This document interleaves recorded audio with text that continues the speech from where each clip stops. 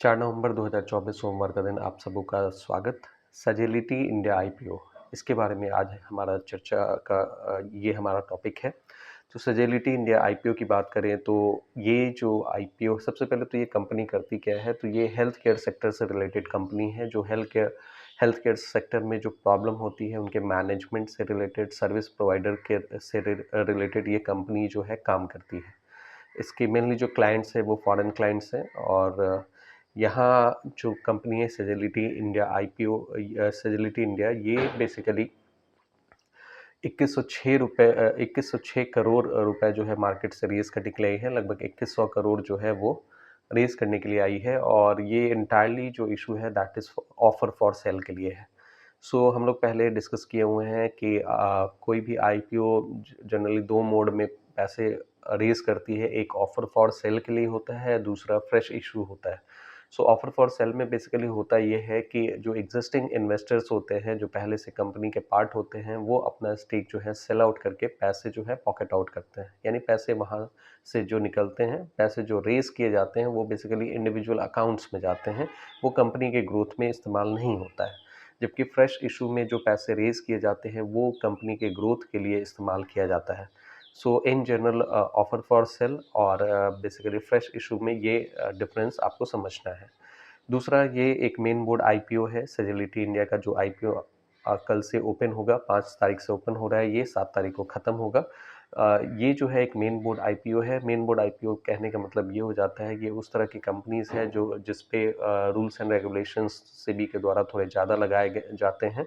दो तरह के आईपीओ जो हैं आपको सामने दिखते हैं। एक मेन बोर्ड आईपीओ होता है, एक एसएमई आईपीओ होता है, small and medium enterprise company, SME IPO जिसको हम लोग कह रहे होते हैं। सो मेन बोर्ड आईपीओज के लिए इनको अगर पब्लिक इशू रेज करना है तो इनके लिए रूल्स एंड रेगुलेशंस ज़्यादा होते हैं। ये नॉर्मली इनसे रिलेटेड डेटा हमें ज़्यादा देखने को मिलता है और सिंपली अंडरस्टैंडिंग के पॉइंट ऑफ व्यू से बोले या नॉर्मल लेमैन लैंग्वेज के हिसाब से बोले तो एक मेन बोर्ड आईपीओ में जो एक लॉट में पैसे लगाने जो पड़ते हैं वो लगभग 15,000 के आसपास में होते हैं। जबकि एसएमई आईपीओ जो होते हैं वो ज़्यादा रिस्की होते हैं। ये छोटी और मझोली कंपनियां होती हैं जिनके बारे में बहुत सारा डिटेल्स पता नहीं होता है और फिर भी इनको जैसे फंड की रिक्वायरमेंट होती है तो एसएमई प्लेटफॉर्म एनएससी बीएससी पे ऑफर किया जाता है। ये बेसिकली इसमें जो है ये इन्वेस्टमेंट रिस्क ही कंसिडर किए जाते हैं। कंपनी से रिलेटेड डेटा पॉइंट भी बहुत ज़्यादा अवेलेबल नहीं होते हैं और डिस्क्लोजर्स का रिक्वायरमेंट भी सेबी के द्वारा इन पे कम होता है और ये रिस्क की बेट है, नो डाउट। इसमें जो है ज़्यादा स्टडी, आपको ज़्यादा कॉस्टली इन्वेस्टमेंट करने की ज़रूरत होती है और नॉर्मली एक लॉट में पैसे लगाने के लिए जो चाहिए होता है वो लगभग 1 से 1.5 लाख रुपए तक चाहिए होता है। सो ये बेसिक डिफरेंस हो जाता है एक मेन बोर्ड आईपीओ में और एक एसएमई आईपीओ में। बाकी यहाँ पे अगर हम लोग देखें इस कंपनी की कुंडली को, अगर हम लोग थोड़ा एनालाइज करें तो सजेलिटी इंडिया जो है ये बेसिकली इसका आईपीओ जो है 5 नवंबर को ओपन होगा, यानी कि कल ओपन होगा, 7 नवंबर को ये क्लोज होगा। फेस वैल्यू इसका 10 रुपये का है। प्राइस बैंड जो इसका है 28 रुपये से 30 रुपये का इसका प्राइस बैंड रखा गया है। लॉट साइज 500 शेयर्स का होगा तो इस हिसाब से इसका अगर कटअप प्राइस 30 रुपये आप लेके चलें तो 15,000 रुपये एक लॉट के लिए आपको देने पड़ेंगे। एम्प्लॉय डिस्काउंट जो है, जो भी सजेलिटी इंडिया के एम्प्लॉयज़ हैं वो अगर इसमें अप्लाई करते हैं तो 2 रुपये पर शेयर उनको डिस्काउंट मिलेगा।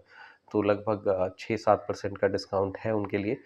डीमैट में जो है जो भी ये आईपीओ के लिए अप्लाई कर रहे हैं और उनको इशू अगर ये मिल जा रहा है तो 11 नवंबर को डीमैट अकाउंट में उनको उनका शेयर जो है क्रेडिट हो जाएगा और इसकी लिस्टिंग जो है 12 नवंबर को एनएससी एंड बीएससी प्लेटफॉर्म पे हमें देखने को मिलेगी।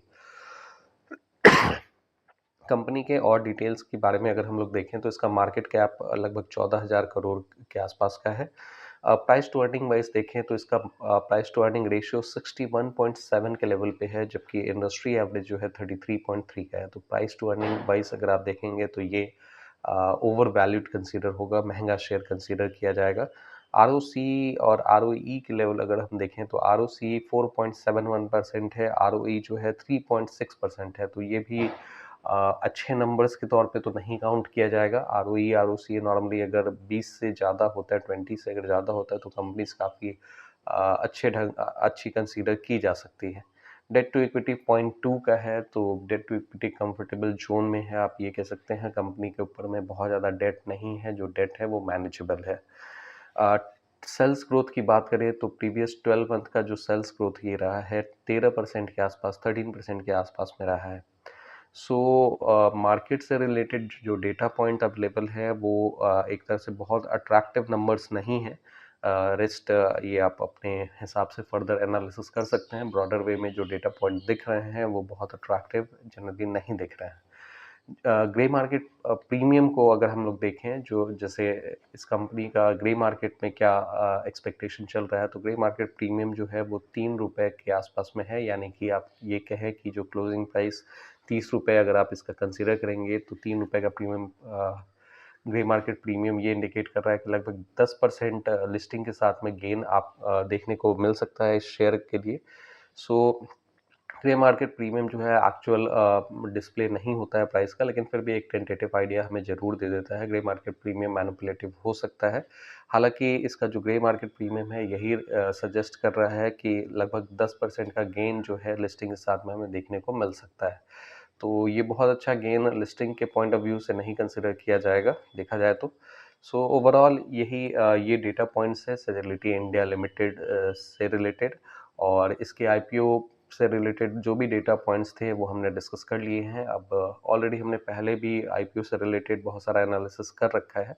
सो इसके बेसिस पे जो है आप अपना एक फाइनल डिसीजन लें। ऑब्वियसली हम लोग यहाँ पे एकदम से फाइनल डिसीजन देने की स्थिति में नहीं है इस हिसाब से, क्योंकि रूल्स एंड रेगुलेशंस होते हैं और वो हमें अलाउ नहीं करते कि हम लोग सीधे आपको रेकमेंड करें कोई भी चीज़।